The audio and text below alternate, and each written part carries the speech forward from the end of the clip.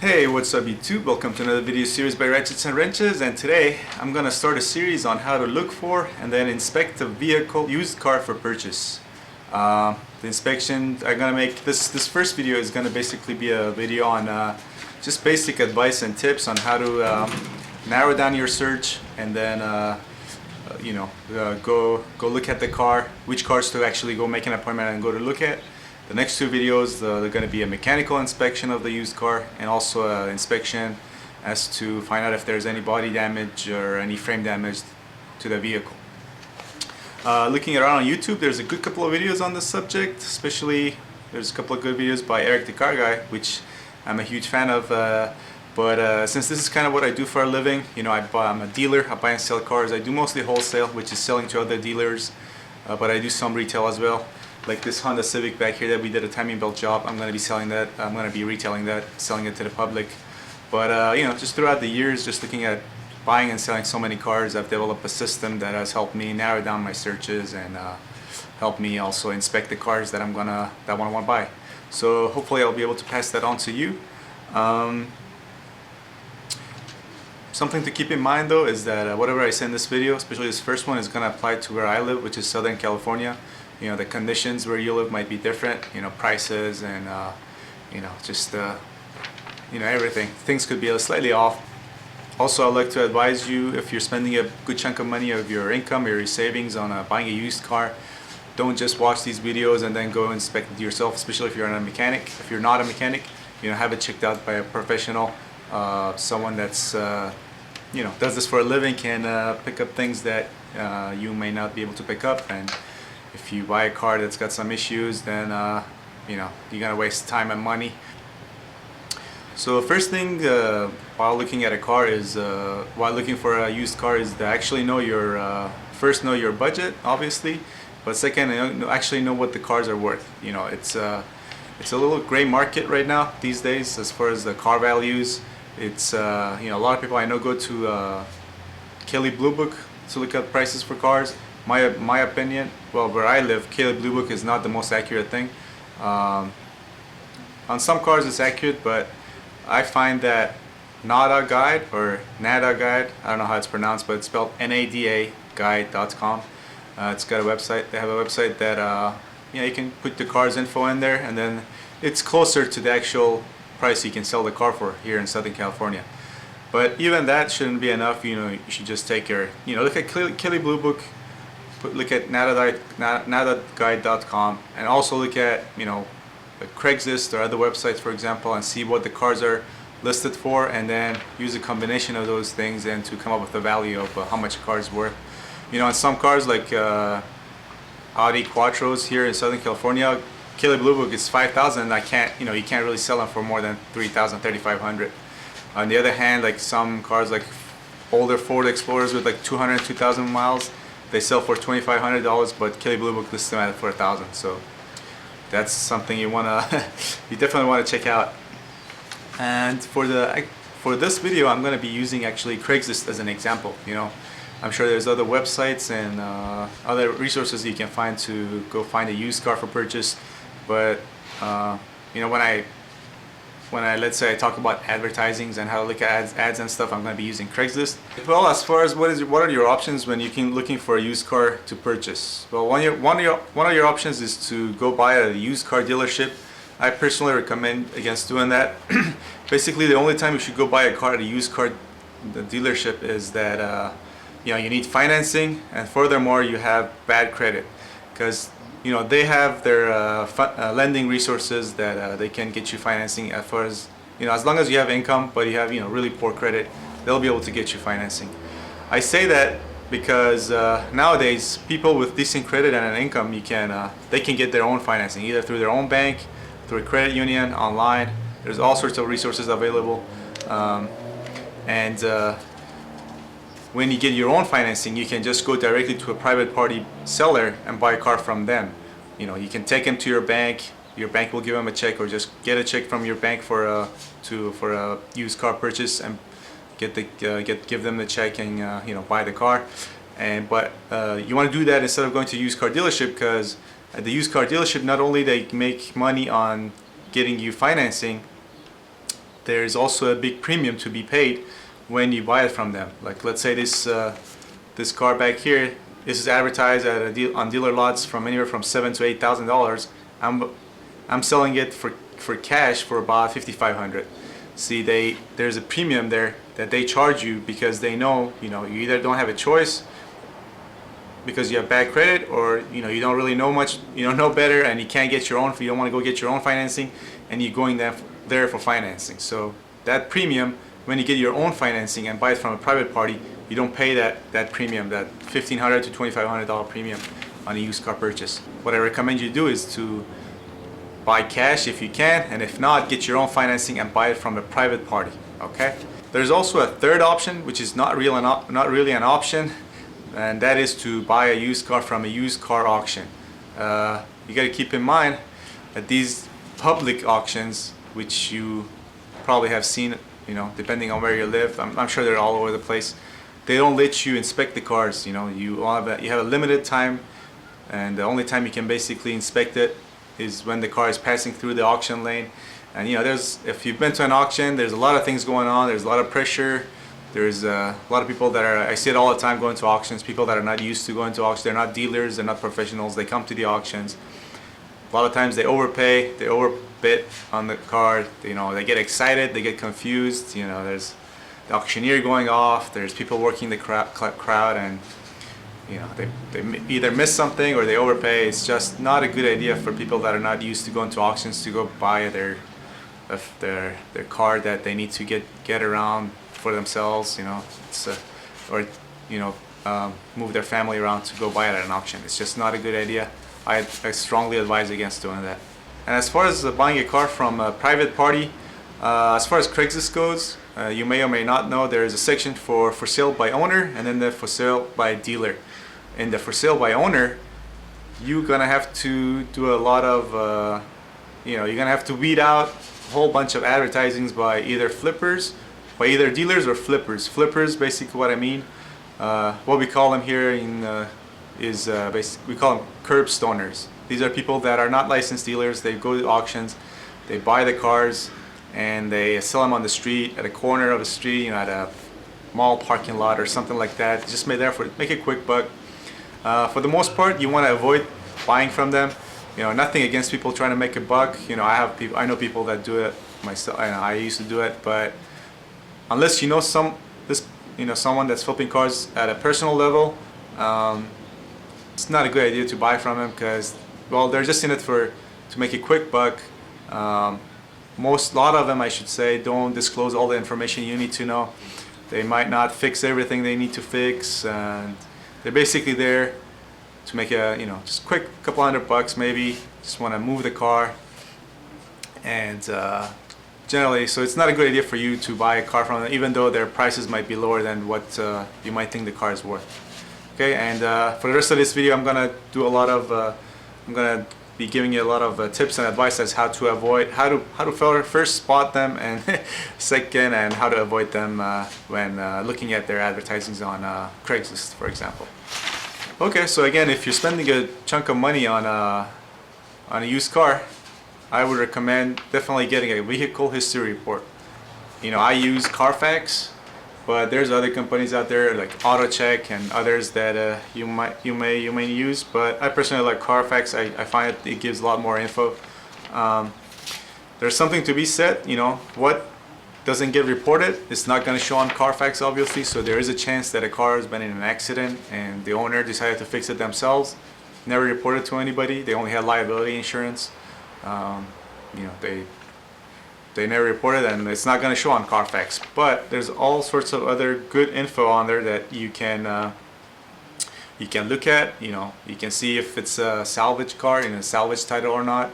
You can, and for people that don't know what salvage is basically a car that's had some kind of damage, either by accident, was in an accident or was in a flood, vandalized or something, and then the insurance company took possession of the vehicle and they decided that it was not worth fixing. Basically, the amount of damage was too great. It wasn't cost effective for them to fix it, so they just write it off as a total loss or a salvage vehicle.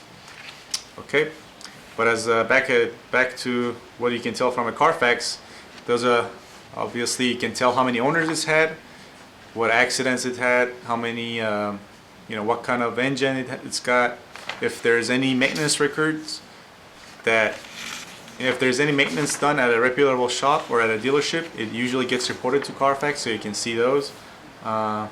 And in my opinion, one of the most important pieces of info is the odometer reading, the mileage that's on the car, because you can cross-reference this with what you see on the car, because there's people out there that actually do this. They roll back the odometer. So if you pull a Carfax and it says, let's say 80,000, and you go see the car, or it's advertised, a certain car, it's advertised with the mileage of 50,000 miles, and there's something wrong, and you want to probably avoid going to look at that car. Another good thing about getting a Carfax is that you can run it by just the plate number. So you can get a Carfax subscription, which is $55 for unlimited reports right now, and you can just go through. You're looking at different ads on Craigslist, and you get the plate number there, and you just run the plate number through Carfax, and you get all the history reports. And yeah, but again, if you're getting a beater upper for $1,500, it doesn't really, you don't really have to spend $55 to get a Carfax for that. It's probably a better idea to do the inspections, the mechanical and the body and frame inspections that I'm going to be going through in the later videos to see if that's a good car for you or not. Okay, so for the rest of the video, I'm going to be again using Craigslist as an example. I'm going to be trying to help you what's a good car. Well, the first of all, on Craigslist, under the owner section, again, most of them, like in where I am, about 30 to 40% of people that advertise there, they're either flippers or dealers, and you want to try to avoid those. You can avoid those by, there's a bunch of telltale signs. If obviously you want to avoid ads that don't have pictures, ads that they have pictures of the cars, but if they're going through great paint, or they're taking the pictures at particular angles where all the plate numbers are not shown in the picture. They got them at the side, or they're just showing it from the side, or at an angle, or it's too high or too low, and they've gone. You can tell that they're trying to avoid showing the plate number. So yeah, you want to avoid those. There's no reason why anybody should be trying to hide the plate number. I actually seen people, they hold up their finger where the plate is, and then they take a picture. There's no reason for do that. And some people I've even seen that use paint shop, and they scratch out where the plate is. So yeah, it's just not. There's no reason for that. There's no need to do that. There's no logical explanation for doing that. So you want to avoid people advertisers that try to do that. Another telltale sign is obviously just no plates. Either no plates or expired registrations. Expired registration is not as bad as having no plates, but there's no reason why someone that owns the vehicle and the car is in good running condition, why didn't they register it? So you want to be wary of that. Next, you want to look at the body of the advertisement. If there's any basic info missing, like they didn't put the mileage, or whether it's an automatic or a manual, just while looking at the advertisement, you want to feel a genuine attempt by the seller to give you all the information all the reasonable information that people would expect in an advertisement. Condition of the engine, mechanical condition, body condition, miles, how it's run, registration. You want to just feel that the seller is trying to give you the information that you would need to decide whether this is a good car for you or not. If you're looking at an ad and it's got like 2 sentences and a number, or just even a couple of words, or there's obviously it says, like you get the feel that they're not either they're hiding something, or they're just not giving you enough. They're not trying hard enough. They basically want to get you on the phone and then try to attempt to sound as trustworthy as they can, try to get you to show up there, and then try to talk you into buying the car. This is a sales tactic. They could be in the business, they could be flippers, or they could just be good salespeople, but it's just human nature. If you pick up a phone and talk to someone, and they manage to make you feel like they're genuine, or just you sound like you trust them or something, and then you make the effort to go there, look at the car. There's a good chance that the probability of you buying the car goes through the roof. So people do this subconsciously all the time. So you want to keep that in mind. You want to be as methodical, and you want to be methodical about your purchase. The cars are worth certain cars are worth a certain amount of money. You just want to keep that in mind. Do your research. Realize what the cars are worth, and that's all you pay. Talking you into what they think the car is worth should be avoided by you. Okay, so if a certain car has passed through all our hurdles, now it's time to pick up the phone and call the seller, see what they have to say for themselves. In my opinion, whenever you call someone that has a car for sale, try to be as nice as you can. You definitely can catch more flies with honey as far as buying and selling cars is concerned. Just ask them general questions first, like how the car runs, how long they've had it. You can also cross-reference that with Carfax if you decide to get a Carfax report. But then you can do a little trick. Basically, just tell them that if they would mind you bringing a friend that's a mechanic. You don't obviously have to have a friend that's a mechanic, but it is recommended to take a mechanic there, again, if you're spending a chunk of money on a used car purchase. Then after you ask them that, if they say okay, then you start asking about the mechanical condition of the car.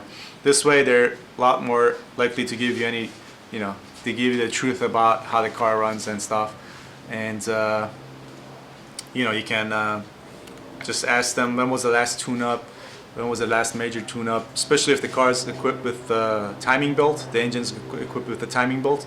You definitely want to know when it was replaced, and if it was replaced, if it hasn't been replaced for a while, you're going to need to do that, because if the timing belt's on an interference engine, which is most engines, brakes, then you're out basically your cylinder heads needs to come off and be rebuilt at the least, or worst case your engine needs to be replaced. So you want to keep that in mind, and if it hasn't been replaced for a while, you want to take that into consideration. It's usually anywhere from a couple $100 to, who knows, $1,200, $1,500 for really hard timing belt jobs if you do it at a dealership. Okay, and also you can ask them if the car's been smogged, which is an emissions inspection in Southern California.